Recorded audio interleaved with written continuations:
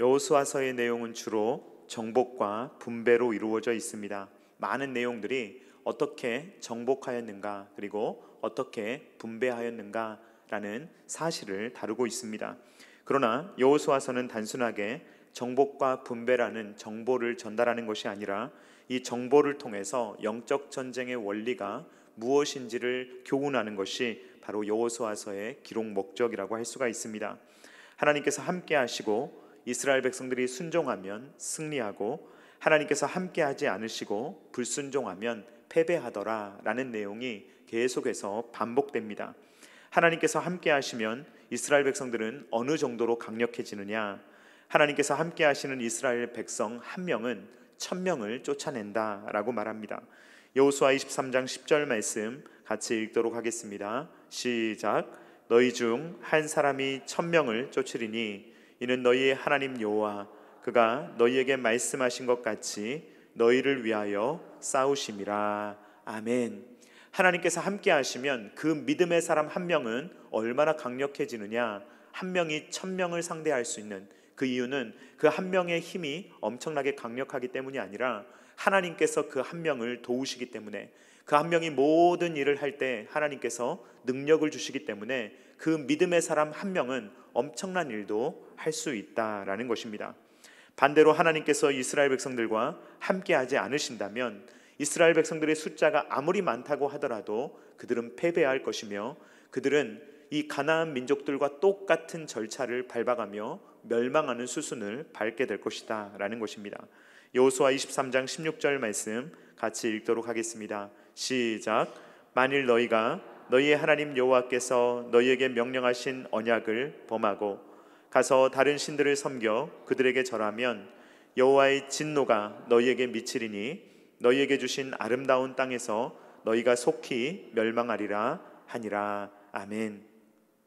여호수아서는 무엇이 중요한가, 무엇이 더 우선순위가 있는가라는 것을 우리에게 말하고 있습니다. 하나님께서 주신 선물 중요합니다. 하나님께서 땅을 주셨다면 그 땅이 중요합니다. 하나님께서 소유물을 주셨다면 그 소유물도 중요합니다. 그러나 하나님께서 주신 것보다 중요한 것은 그것을 애초에 주신 분이다라는 것입니다. 하나님께서 주셨기 때문에 주신 분이 복의 근원입니다. 하나님이 주신 것은 복의 부산물입니다. 그것에 붙들려 살면 안 되며, 우리는 땅과 소유에 매달리는 것이 아니라 땅과 소유를 주신 하나님, 그분을 바라보아야 된다라는 것이 바로 여호수아서의 교훈인 것입니다.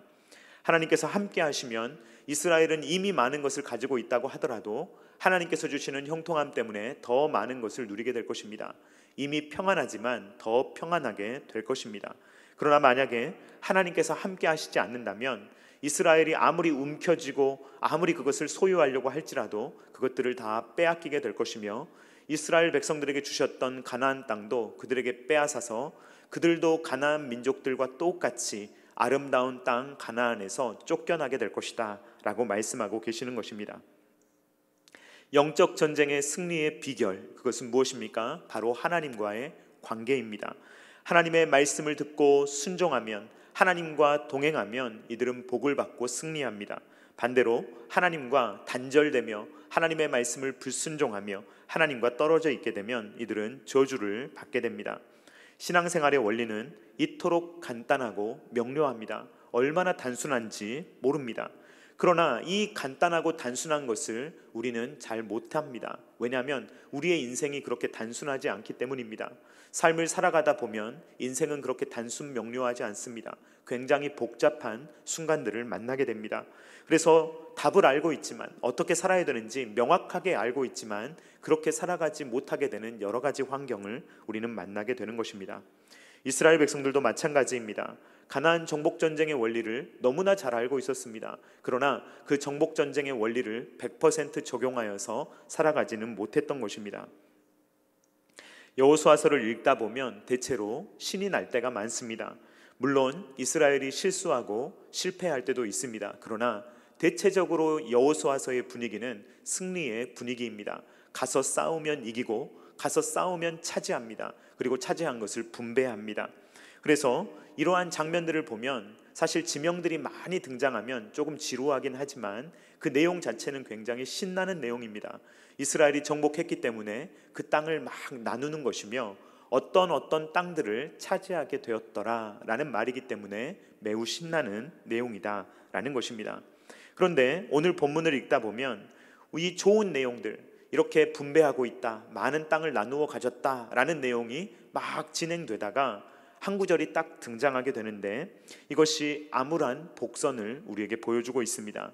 복선이라는 것은 미리 일어날 일을 넌지시 독자에게 알려주는 문학적인 장치입니다. 황순원의 소설 소나기를 보면 소녀가 안고 있는 꽃묶음이 있는데 그 꽃묶음 중에서 가지가 꺾이고 일그러진 꽃송이가 있습니다. 그것을 빼서 소녀가 버리는 장면이 묘사되어 있습니다. 이것은 소녀의 비극적인 결말을 암시해주고 있는 것입니다. 오늘 우리가 읽은 본문도 잘 관찰해 보면 성경의 저자가 이 좋은 내용들, 서로 정복하였다, 분배하였다, 이런 신나는 내용들 사이에 살짝 암울한 내용을 이렇게 표현하고 있는데 그 내용이 바로 우리가 읽었던 본문입니다. 여호수아 15장 63절 말씀 같이 읽도록 하겠습니다. 시작. 예루살렘 주민 여부스 족속을 유다 자손이 쫓아내지 못하였으므로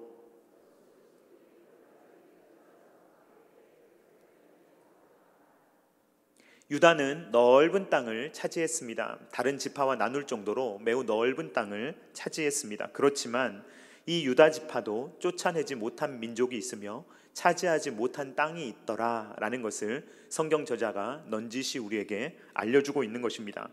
유다 지파는 어떤 지파입니까? 지금 이 시점에 유다 지파는 12지파 중에서 가장 강력했던 지파입니다. 이 네 번째 아들로 태어났지만 유다 지파는 점점 이 형제들 사이에서 리더십을 가지며 왕적인 어떤 통치를 하게 되는 그러한 자리로 점점 나아가는 모습을 우리는 볼 수가 있습니다. 창세기 49장 10절 말씀 같이 읽도록 하겠습니다. 시작. 규가 유다를 떠나지 아니하며 통치자의 지팡이가 그 발 사이에서 떠나지 아니하기를 실로가 오시기까지 이르리니 그에게 모든 백성이 복종하리로다. 아멘.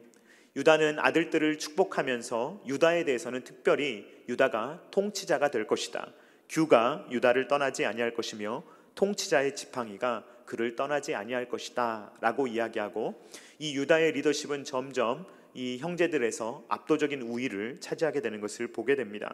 그런데 이 12지파 중에서 가장 강력하다고 할 수 있는 유다 지파가 이 가나안 땅을 정복하는 일에 있어서 실패하고 있더라 라는 것을 성경이 이야기하고 있습니다. 만약에 12지파 중에서 가장 연약한 지파가 실패했더라 라는 내용이 적혀 있다면 그럴 수도 있지, 12지파 중에서 한 지파 정도는, 두 지파 정도는 그럴 수도 있겠지 라고 생각할 수가 있습니다. 그런데 가장 강력한 지파, 12지파 중에서 한 지파만 골라라 하면은 유다 지파를 꼽을 수가 있는데 그 유다 지파마저도 이 땅 정복을 완벽하게 해내지 못했다, 가나안 정복 전쟁은 이 실패다라는 것을, 실패하고 있다는 것을 조금씩 우리에게 알려주고 있는 것입니다. 성경은 유다 자손이 쫓아내지 못했다라고 표현을 하고 있습니다. 능력이 없었다라는 식으로 표현하고 있는 것입니다. 그러나 여러분, 유다 지파에게 정말 능력이 없었을까요? 그리고 유다 지파가 예루살렘을 점령할 수 있는 그러한 여건이 안 됐을까요? 그렇게 생각할 수가 없습니다. 만약에 유다 지파가 믿음을 가지고 하나님께서 주신 땅이니까 담대하게 정복하자라고 말했다면 아마 유다는 충분히 그 땅을 차지하고도 남았을 것입니다. 먼저 그렇게 생각할 수 있는 첫 번째 이유는 당시 예루살렘이 이미 극도로 연약해진 상태였기 때문입니다. 예루살렘의 왕이었던 아도니세덱은 꽤나 강한 왕이었습니다. 그래서 다른 왕들을 규합해서 아모리 연합군을 만들 때 이 아도니세덱이 맨 앞에 서서 일하였습니다. 그런데 이 아도니세덱과 다른 아모리 연합군의 왕들은 여호수아에 의해서 이미 다 죽어버렸습니다. 그리고 아도니세덱이 이렇게 동원했던 군대들은 다 어떻게 되었습니까? 거의 전멸하다시피 되었습니다. 지금 예루살렘은 어떤 상태입니까? 왕이 없습니다. 지도자의 공백입니다. 그리고 예루살렘을 지킬 수 있는 상당수의 정예 군대가 다 멸절된 상태입니다. 그러니까 예루살렘을 지킬 만한 군대가 많지 않은 것입니다. 이들에게 사기가 높았겠습니까? 아니면 사기가 없었겠습니까? 이들의 사기는 높을 리가 없습니다.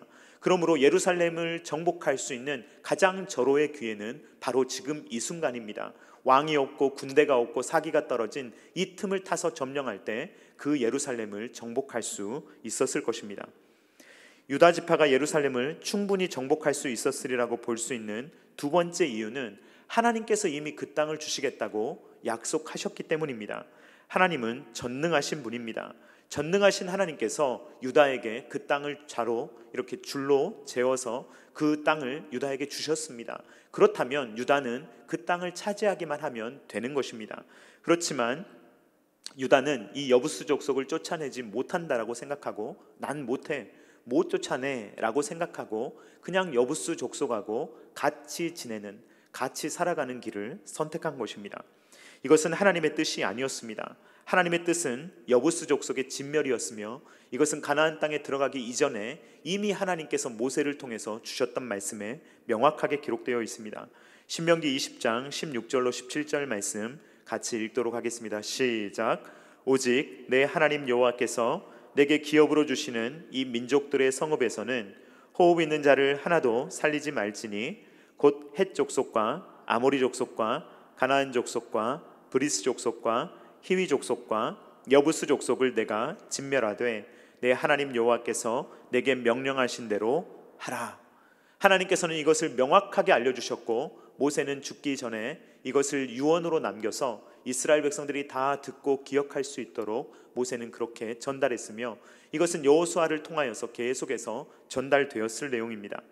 그러나 유다 자손은 하나님의 뜻을 이루기보다 현재 자신이 처한 상황, 그 상황에 만족해버리고 그 상황에서 그냥 살아가기를 원합니다. 성경의 저자는 유다 지파가 온전히 승리하지 못하고 가나안 정복 전쟁이 점점 어그러지고 있다라는 것을 슬쩍 내비치고 있는 것입니다. 나비 효과라는 그러한 말이 있습니다. 초기에는 매우 사소한 것인데 그것을 놔두면 점점 그것이 커져서 나중에는 걷잡을 수 없는 결과로 온다는 것입니다. 작은 실패는 큰 실패로 나중에 이어지게 됩니다. 그리고 도미노처럼 이 유다 지파의 실패, 가장 강력한 지파의 실패는 다른 지파의 실패로 이어지는데 뒤이어 나오는 에브라임 지파도 정복 전쟁에 실패하였더라라는 것을 오늘 본문은 말해주고 있습니다. 여호수아 16장 10절 말씀 같이 읽도록 하겠습니다. 시작. 그들이 게셀에 거주하는 가나안 족속을 쫓아내지 아니하였으므로 가나안 족속이 오늘까지 에브라임 가운데 거주하며 노역하는 종이 되니라. 아멘. 유다 지파는 가장 강력한 지파였다면 에브라임은 그 다음으로 강력한 지파였다라고 할 수가 있습니다. 이 에브라임 지파는 막강한 지파였고 나중에 보면 북이스라엘을 나중에 떼어나갈 때 가장 선두에 섰던 지파가 바로 에브라임 지파입니다. 이렇게 강력한 에브라임 지파는 게셀 지역을 점령하지 못했다라고 그렇게 이야기를 하고 있는 것입니다. 그런데 유다 지파의 이야기와 에브라임 지파의 이야기에는 온도의 차이가 있습니다. 유다 지파에 대한 설명은 쫓아내지 못했다라고 되어 있고 에브라임 지파에 대한 설명은 쫓아내지 않았다라고 되어 있는 것입니다. 제가 위에서 설명드렸듯이 못했다라는 것은 진짜 못했다는 것은 아닙니다. 능력이 없어서 못한 것이 아니라 못하려고 마음 먹어버린 것입니다. 그런데 이 에브라임 지파는 아예 능력이 있지만 안 한다, 안 했다라고 표현되어 있는 것입니다. 못한다는 것은 통제할 수 없는 어떤 환경적 요인이 있다는 것을 의미합니다. 그러나 안 하는 것은 환경의 문제가 아닙니다. 전적으로 당사자의 문제입니다. 환경은 괜찮은데 얼마든지 할 수 있는데 개인이 마음을 먹고 안 해야지 라고 마음을 먹었다는 말입니다. 에브라임 지파는 게셀에 거주하고 있는 가나안 민족들을 충분히 쫓아낼 수 있는 능력과 힘이 있었습니다. 그런데 어떤 의도를 가지고 일부러 쫓아내지 않았다라는 것입니다. 왜 그랬을까요? 그 이유는 가나안 민족들을 다 쫓아내어 버리는 것보다 그들을 남겨두어서 종으로 부려먹는 것이 훨씬 더 그들에게 이익이겠다라는 생각을 했던 것으로 보입니다. 인간적인 계산을 하면서 하나님의 뜻은 그들을 쫓아내고 완전히 그 지역을 장악하는 것인데, 인간적인 계산을 집어넣어서 이것이 당장 우리에게 이익이 되겠는데 라고 생각을 했던 것입니다. 그 결과는 무엇입니까? 가나안 민족들을 게셀 땅에 남겨두고 위험한 동거를 계속했기 때문에 나중에 에브라임은 이 게셀 지역에 대한 통제권을 잃게 됩니다. 그리고 이 게셀이라는 지역은 다시 정복하지 못하는 땅으로 남아버리고 마는 것입니다.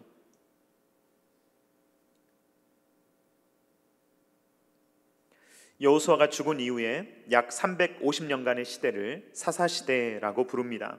사사시대는 왜 오게 되었습니까? 사사시대는 불완전한 정복 전쟁 때문에 오게 되었습니다.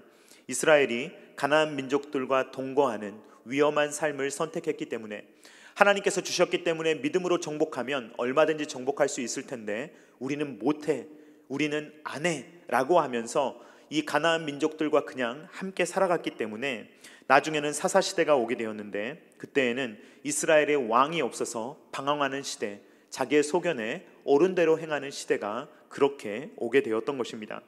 하나님께서는 모세를 통해 이러한 미래를 분명히 경고하신 바가 있습니다.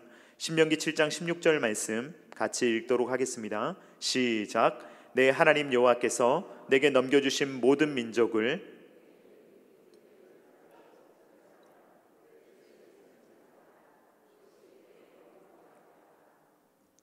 이스라엘 백성들이 점령하지 못하고 만약에 가나안 민족들을 남겨둔다면 그들이 점점 그 지역에서 자리를 잡고 세력을 키워가며 올무가 될 것이다 라는 것을 강력하게 경고하고 있는 것입니다. 결국에 이 가나안 민족들은 이스라엘을 괴롭히는 옆구리의 가시가 되었습니다. 그리고 이스라엘을 올가매는 올무가 되었습니다. 사사시대를 보면 몇백 년이 지난지 정확하게 알 길은 없지만 예루살렘은 여전히 정복되지 못하고 있음을 우리는 발견할 수가 있습니다. 사사기 1장 21절 말씀 같이 읽도록 하겠습니다. 시작. 베냐민 자손은 예루살렘에 거주하는 여부스 족속을 쫓아내지 못하였으므로 여부스 족속이 베냐민 자손과 함께 오늘까지 예루살렘에 거주하니라. 아멘. 지금 여호수아에서 쫓아내지 못했고 지금 베냐민이 나오는 이유는 유다와 베냐민의 경계에 같이 걸려있기 때문입니다. 이 유다도 쫓아내지 못했고 베냐민도 쫓아내지 못했기 때문에 여부스 족속이 그냥 계속 예루살렘을 장악하고 그 지역에서 가나안 민족의 색깔을 가지고 계속해서 살아갔던 것입니다. 이것이 사사시대에도 이어지게 되었고, 사사기 19장을 보면 결국 이 예루살렘이라는 지역을 어떻게 이야기하느냐, 사사기 19장을 보면 레위인이 등장하는데 이 레위인은 엄청나게 무리를 해서라도 기브아 땅으로 가려고 합니다. 그렇게 무리해서라도 기브아 땅으로 가려고 했던 이유는 당시에 예루살렘이 철저하게 이방인의 성읍이었기 때문에 그 지역에 머물고 싶지 않았던 것입니다. 사사기 19장 11절로 12절 말씀 같이 읽도록 하겠습니다. 시작. 그들이 여부스에 가까이 갔을 때 해가 지려 하는지라. 종이 주인에게 이르되 청하건대 우리가 돌이켜 여부스 사람의 이 성읍에 들어가서 유숙하십시다 하니, 주인이 그에게 이르되 우리가 돌이켜 이스라엘 자손에게 속하지 아니한 이방 사람의 성읍으로 들어갈 것이 아니니 기브아로 나아가리라 하고. 지금 이 여부스 사람들이 사는 지역은 예루살렘을 의미합니다. 그런데 이 사사시대의 예루살렘은 어떤 곳이었느냐? 이스라엘 자손에게 속하지 아니한 이방 사람의 성읍이기 때문에 나는 절대로 거기서는 안 잘 거야 라고 이야기할 정도로 그렇게 이스라엘과 동떨어진 지역이 바로 사사시대의 예루살렘이었다라는 것입니다. 우리가 아는 예루살렘, 그 땅은 이 유다가 정복하기를 포기해버렸기 때문에 여부스 사람들의 성읍으로 남아버렸으며 이방 사람들의 성읍으로 계속해서 남게 되었다라는 것입니다. 유다 자손들이 자기들의 사명을 완수하지 못했기 때문에 여부스 사람들과 위험한 동거를 이어갔기 때문에 이러한 현상이 나중에 나타나게 된 것입니다. 그렇다면 예루살렘과 게셀은 언제 이스라엘의 땅이 되는 것입니까? 예루살렘은 다윗 왕 때, 그리고 게셀은 솔로몬 왕 때 각각 이 이스라엘의 땅이 됩니다. 대략 400년이 지나고 나서야 이 이스라엘은 이 예루살렘과 게셀 땅을 정복하게 된 것입니다. 먼저 예루살렘 땅의 정복에 대해서 살펴보도록 하겠습니다. 다윗은 부하들과 함께 예루살렘을 공격하게 되는데 여부수 족속들은 공격하는 다윗을 이렇게 비웃습니다. 사무엘하 5장 6절 말씀 같이 읽도록 하겠습니다. 시작. 왕과 그의 부하들이 예루살렘으로 가서 그 땅 주민 여부수 사람을 치려하며 그 사람들이 다윗에게 이르되 내가 결코 이리로 들어오지 못하리라. 맹인과 다리 저는 자라도 너를 물리치리라 하니 그들 생각에는 다윗이 이리로 들어오지 못하리라 함이나. 지금 예루살렘에 살던 여부수 사람들은 대대로 지금 이스라엘 백성들이 가나안 땅을 정복한 지 거의 400년이 지났지만 그 시간 동안 계속해서 그 자리를 차지하고 비키지 않고 그 자리에서 이 이스라엘 사람들을 비웃으면서 자기들끼리의 삶을 살아왔던 것을 우리는 볼 수가 있습니다. 얼마나 강력했던지 그들은 스스로 자부심을 가지고 있었고 다윗 정도의 그러한 사람은 얼마든지 물리칠 수 있다라는 자부심을 가지고 있었던 것을 볼 수가 있습니다.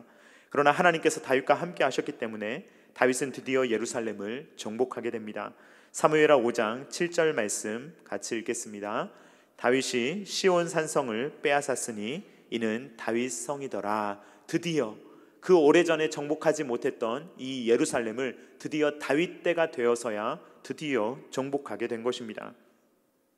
다윗은 예루살렘을 정복했고 그 성을 다윗 성으로 삼습니다. 다윗이 예루살렘 성을 정복하자마자 그 예루살렘을 중심으로 활동했던 이유는 그만큼 예루살렘이 요충지에 위치하고 있었기 때문입니다. 그렇다면 게셀은 언제 이스라엘의 땅이 됩니까? 게셀 땅은 이스라엘이 정복하지 못하고 끝끝내 정복하지 못하고 나중에 솔로몬이 선물로 받게 됩니다. 게셀을 정복한 사람은 애굽의 바로 왕이었습니다. 바로 왕이 게셀 땅을 점령한 이후에 자신의 딸과 결혼한 솔로몬에게 선물로 주게 됩니다. 열왕기상 9장 16절 말씀 같이 읽도록 하겠습니다. 시작. 전에 애굽 왕 바로가 올라와서 게셀을 탈취하여 불사르고 그 성읍에 사는 가나안 사람을 죽이고 그 성읍을 자기 딸 솔로몬의 아내에게 예물로 주었더니. 이렇게 오랜 시간이 지나서야 다윗과 솔로몬의 시대가 되어서야 각각 예루살렘과 게셀을 차지하게 되었던 이유는 그 이전에 충분히 차지할 수 있었던, 충분히 그 땅을 정복하고도 남은 그런 상황에서 그것을 방치하고 그것을 하지 않았기 때문에 이런 현상이 벌어지게 된 것입니다. 그것 때문에 400년이 넘는 세월 동안 이스라엘은 괴롭힘을 당하였으며 가나안 민족들이 예루살렘에서 또 게셀에서 그들의 가시가 되며 올무가 되는 것을 계속해서 경험하며 그 고통을 견뎌야만 했던 것입니다. 호미로 막을 것을 가래로 막는다라는 속담이 있습니다. 일이 커지기 전에 빨리 해버리면 그 일이 빨리 수습되는데 그것을 방치하고 내버려 뒀다가 훨씬 더 크게 그것이 되돌아오는 것입니다. 처음에 유다와 이 에브라임이 각각 예루살렘과 게셀을 정복했다면 쉽게 정복할 수 있는 땅이었습니다. 그러나 그 땅을 정복하지 못한다라고 마음 먹어버리고 또 에브라임 같은 경우는 더 악하게 정복하지 않아버리는 그러한 일을 했기 때문에 이러한 어려움이 그들에게 다가왔던 것입니다.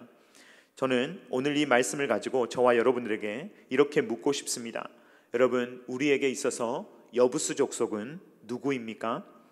하나님께서는 분명히 여부수 족속을 진멸하라고 명령하셨으며 우리에게 진멸할 수 있다고 주님께서 말씀하셨습니다.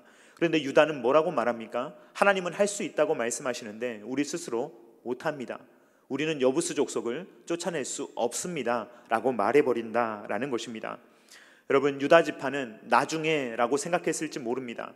지금은 우리가 힘이 없기 때문에 나중에 힘을 키워서 여부수 족속을 몰아내야지 라는 생각을 했을지도 모릅니다. 그러나 여러분, 내가 시간을 갖는다면 상대방도 시간을 갖는 것입니다. 내가 회복된다면 상대방도 회복된다는 것입니다. 이것을 죄로 바꾸면 내가 회복하는 동안 죄도 커지며 병이 있으면 그 병도 커진다라는 것입니다. 내 몸이 회복되는 동안 질병도 회복되고 있습니다. 내가 지금 회복되는 동안 문제도 커지고 있다는 것입니다. 처음에는 알약만 먹으면 해결될 문제를 이제 이것을 방치해두면 어떻게 됩니까? 질병도 커져서 나중에는 주사를 맞아야 할 수도 있습니다. 심하게는 그것 때문에 수술을 해야 될지도 모릅니다. 그러므로 우리는 하나님께서 우리에게 명령하신 것에 우리의 판단으로 주님 못하겠는데요, 그건 제 영역이 아닌데요, 제가 할 수 없는 영역인데요, 이렇게 말해서는 안 된다는 것입니다. 갈렙은 유다 지파였습니다. 이 유다 지파에서 갈렙처럼 행동했다면 얼마나 좋았겠습니까? 갈렙은 얼마나 담대했는지 모릅니다. 여호수아 14장 12절 말씀 같이 읽도록 하겠습니다. 시작. 그날에 여호와께서 말씀하신 이 산지를 지금 내게 주소서. 당신도 그날에 들으셨거니와 그곳에는 아낙 사람이 있고 그 성읍들은 크고 견고할지라도 여호와께서 나와 함께 하시면 내가 여호와께서 말씀하신 대로 그들을 쫓아내리이다 하니, 만약에 유다 지파에 속했던 갈렙처럼 유다 지파가 똘똘 뭉쳐서 만약에 이런 믿음을 가지고 그들이 예루살렘을 공격했다면 그들은 능히 예루살렘을 쉽게 획득했을 것입니다. 여호수아는 하나님의 말씀을 믿었습니다. 그렇기 때문에 그 성이 아무리 크고 어렵더라 하더라도 그 성을 능히 차지할 수 있다는 믿음을 가지고 있었던 것입니다. 갈렙의 딸이었던 악사도 얼마나 담대한지 모릅니다. 아버지처럼 그 땅에 대한 욕심을 가지고 있었고 얼마든지 그 땅을 달라고 요구하는 딸이 바로 악사였습니다. 여호수아 15장 19절 말씀 같이 읽도록 하겠습니다. 시작. 이르되 내게 복을 주소서. 아버지께서 나를 네겝 땅으로 보내시오니 샘물도 내게 주소서 하매 갈렙이 윗샘과 아랫샘을 그에게 주었더라. 아멘. 갈렙과 갈렙의 딸이었던 악사는 하나님께서 주셨다라는 것을 기억하며 더 달라고, 더 주라고 그들은 요구하며 그것을 차지할 수 있습니다 라는 믿음을 가지고 있었습니다. 반면에 유다 지파는 가장 강력한 지파이며 힘과 능력이 많음에도 불구하고 못해요 라고 말해버리며 이미 얻은 것에 만족하고 앞으로 얻어야 되는 것에 대해서는 생각하지 않았던 것입니다. 두 번째 질문입니다. 저와 여러분들에게 있어서 게셀은 무엇입니까? 게셀은 무엇이냐면 충분히 점령할 수 있음에도 불구하고 내가 통제할 수 있다고 생각하고 그것을 방치하는 것입니다. 사람들 중에 이런 마음을 갖는 분들이 있습니다. 마음만 먹으면 나는 언제든지 그거 해결할 수 있어. 내가 지금 마음을 안 먹어서 그렇지 내가 마음만 먹으면 그것은 언제든지 해결 가능해 라고 생각하는 것입니다. 예를 들면 술과 담배와 같은 기호식품이 있을 수가 있습니다. 술, 담배 내가 맘만 먹으면 끊어버리지. 내가 지금은 마음이 없어서 그래. 내가 끊어버릴 때 되면 언제든지 할 수 있어. 이런 말씀을 하시는 분들 중에 끊지 못하는 분이 대다수입니다. 수많은 사람들이 술, 담배, 도박, 게임, 휴대폰 이 모든 것들을 통제할 수 있다고 생각합니다. 나는 재정 문제 내가 통제할 수 있어 라고 스스로 생각하지만 사실은 그것에 의해서 통제당하고 그 어떤 것도 하지 못하는 사람들이 꽤나 많은 것입니다. 사실 내가 통제할 수 있다고 생각하지만 그것의 노예로 살아가는 사람들이 너무나 많다는 것입니다. 신앙생활을 잘하는 비결은 무엇입니까? 간단합니다. 하나님께 가까이 하게 되는 것이 있다면 그것을 열심히 하는 것입니다. 그것이 조금 피곤하고 힘든 일이라고 할지라도 그것을 열심히 해가는 것입니다. 사랑하는 성도님들, 오늘 수요 예배 시간에 이렇게 나온 모든 사랑하는 성도님들의 삶에 신앙적인 유익이 있을 줄로 믿습니다. 이 시간에 다른 거 해도 되죠. 이 시간에 그냥 쉬어도 되고 이 시간에 다른 일을 해도 됩니다. 그러나 여러분들이 하나님을 가까이 하기 위해서 이 자리에 나아오지 않았습니까? 이것이 바로 우리가 영적 전쟁에서 승리할 수 있는 비결입니다. 조금 힘들더라도 나와서 하나님의 말씀을 한 번 더 듣고 한 번 더 기도하고 주님을 더 가까이 하는 삶을 살아갈 때 우리의 신앙에 굉장한 유익이 있는 것입니다. 반대로 하나님과 멀어지게 하는 것, 그것은 쉽고 재미있다 하더라도 그것을 멀리하고 끊어버려야 합니다. 만약에 그것이 우리의 삶을 갉아먹는다면, 그것이 우리의 영적인 눈을 가리고 있다면, 그것이 우리에게 좋아 보인다 하더라도 그것을 얼마든지 잘라내어 버릴 수 있는 마음을 가져야 하는 것입니다. 하나님께서 미워하시는 것들과 함께 살아간다면, 하나님께서 싫어하시는 것들을 우리가 가지고 살아간다면, 아슬아슬하게 위험한 동거를 하면서 살아간다면 그것은 언젠가 세력을 키워 우리를 잡아먹을 것입니다. 그것이 우리를 넘어뜨릴 것이며 가시가 되며 올무가 될 것이다 라는 것입니다. 사랑하는 성도님들, 하나님께서 미워하시는 것들과 위험한 동거를 하고 있다면 끊어내실 수 있기를 주님의 이름으로 축원드립니다. 오직 하나님과 연합된 복을 누리며 하나님께서 기뻐하시는 것들은 힘들더라도 하며 하나님께서 싫어하시는 것들은 끊어내며 오직 하나님께서 주시는 복된 인생을 살아갈 수 있는 저와 사랑하는 성도님들 다 되실 수 있기를 주님의 이름으로 축원드립니다. 같이 찬양하도록 하겠습니다. 주님만 사랑하리. 같이 고백하도록 하겠습니다.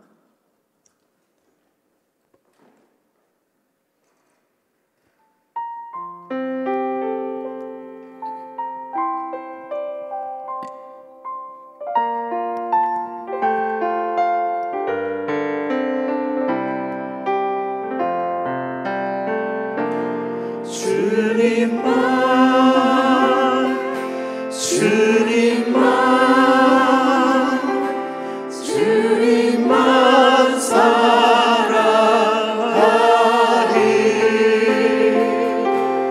나의 왕 나의 주님을 더욱 알기 원해. 나 주님께 오직 주께 경배하네.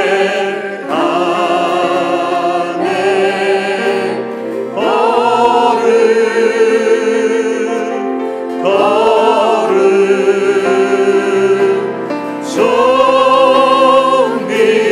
존귀하신 주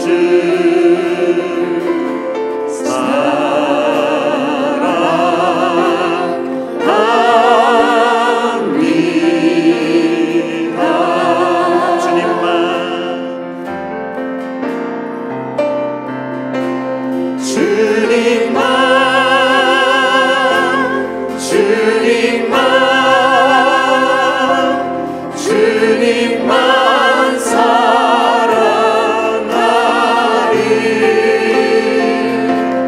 나의 왕 나의 주님을 더욱 알기 원해. 나 주님께 오직 주께 경배하네.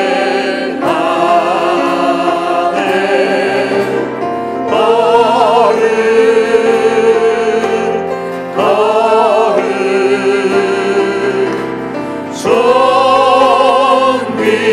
존귀하신 주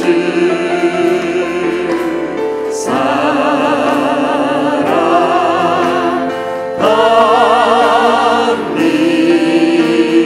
한 번 더 마지막으로 찬양합니다. 주님만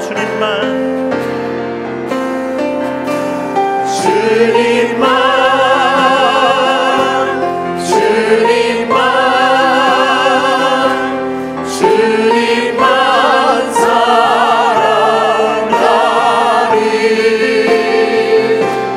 나의 왕 나의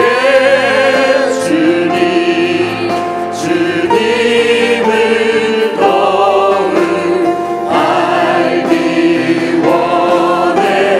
나 주님께 오직 주께 경배하네.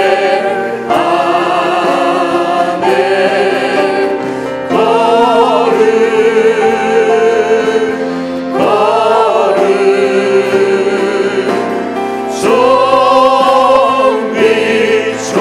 존귀하신 주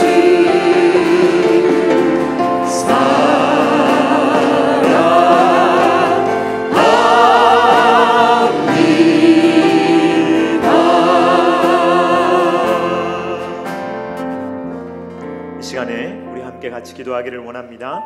우리의 마음 가운데 이 시간에 만약에 하나님께서 나의 여부수 족속이 무엇인지 또 나의 계셀 지역이 어디인지를 주님께서 알려주셨다면, 주여 내가 이것이 아닌 줄 알고 이것이 불편한 줄 알지만, 이것이 하나님의 뜻이 아닌 줄 알지만 이것과 불평한 동거를 하며 이 상황, 현재 살아가는 삶이 어찌할 수 없지 않습니까? 라고 이야기하며 그냥 살아가는 부분이 있다면 이 시간에 주님 그 부분을 잘라낼 수 있도록 도와주시오며 오로지 하나님께서 기뻐하시는 사람이 되어 온전한 사람 100% 다 점령하며 하나님의 사람으로 깨끗하게 살아갈 수 있도록 주님 도와달라고 다 같이 주여 한번 외치고 기도하겠습니다. 주여, 주님만, 주님만, 주님만 사랑하리.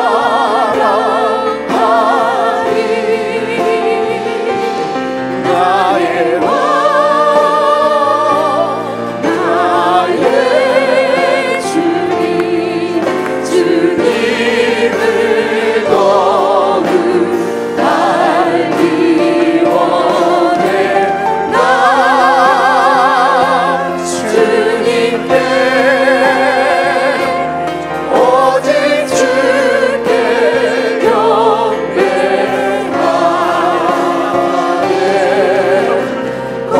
존귀하신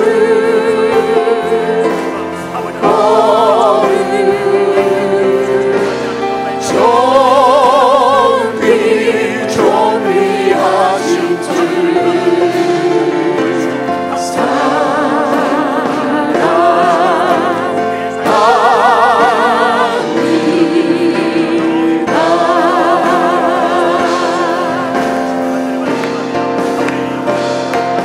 주님만, 주님만, 주님만 사랑하리. 나의 왕, 나의 주님, 주님을 더욱 알기 원해. 나 주님께 오직 주께 경배하네.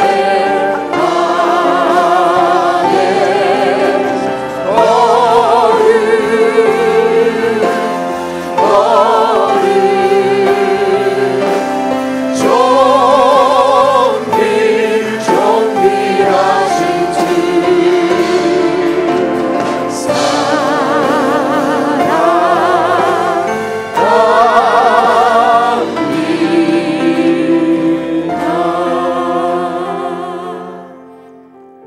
사랑하는 하나님 아버지, 감사를 드립니다. 오늘 여호수아서의 말씀을 통하여서 정복과 분배의 말씀을 통하여서 영적 전쟁의 원리를 다시 한번 깨닫게 하시니 감사를 드립니다. 주님, 주님께서는 이미 유다에게 약속하셨고 그 땅을 줄로 재어주셨습니다. 그 땅은 유다의 것이었습니다. 그런데 유다는 못한다고 말해버리며 그 땅을 정복하지 않고 그리고 여부수 족속과 함께 살아가 버립니다. 주여, 그러한 일이 우리 가운데 없도록 주님께서 함께하여 주시옵소서. 주님께서 약속하셨다면 그것이 이루어질 줄을 믿으며 우리가 그 믿음대로 행할 수 있도록 도와주시고 강하고 담대한 마음으로 주님 한 부분도 한 영역도 남겨놓지 아니하고 그 모든 부분을 주님께 올려드릴 수 있는 우리의 삶이 될 수 있도록 주여 함께하여 주시옵소서. 주님, 에브라임 지파는 게셀 지파를 점령할 수 있음에도 불구하고 일부러 남겨두었습니다. 조금 더 무엇이 얻을까 하여, 무슨 이익을 얻을까 하여 그들을 남겨두고 종으로 부렸습니다. 주님, 그러한 일들이 우리 가운데 없게 하여 주셔서 우리가 일부러 남겨두며 일부러 동거하는 것이 아니라 주님, 그 모든 것들이 이익을 인간적으로 계산하지 아니하고 다 잘라내어버리며 하나님께서 기뻐하시는 온전한 뜻으로 인생을 살아갈 수 있도록 주님 역사하여 주시옵소서.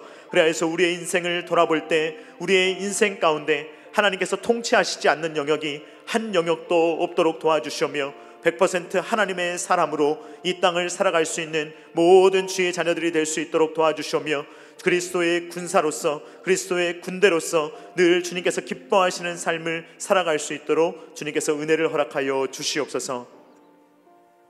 이제는 우리 구주 예수 그리스도의 십자가의 무한하신 은혜와 독생자 아들을 아낌없이 내어주신 성부 하나님의 사랑하심과 성령 하나님의 감동, 감화, 역사, 교통하심이 이 땅에서 영적 전쟁을 수행해 나갈 때 주님이 주신 것을 저는 못합니다 라고 말하며 그렇게 무기력하게 살아가지 않고 오히려 강하고 담대한 마음으로 어떤 땅도 주님이 주셨다면 차지할 수 있습니다 라는 갈렙의 믿음으로 살아가며, 또 에브라임 지파처럼 그냥 놔두며 그 게셀 땅을 통하여서 어떤 다른 이익을 얻으려고 하는 것이 아니라 주님께서 명령하셨다면 그 모든 것들을 잘라내며 모든 삶의 영역을 주님께 맡겨드리며 살아가기를 원하는 사랑하는 모든 주의 자녀들의 머리 위에와 각 가정과 주님께서 피로 값주고 사신 첨단 게라시교회 위에와 조국과 세계 열방 가운데 이제로부터 영원토록 함께 있기를 간절히 축원하옵나이다.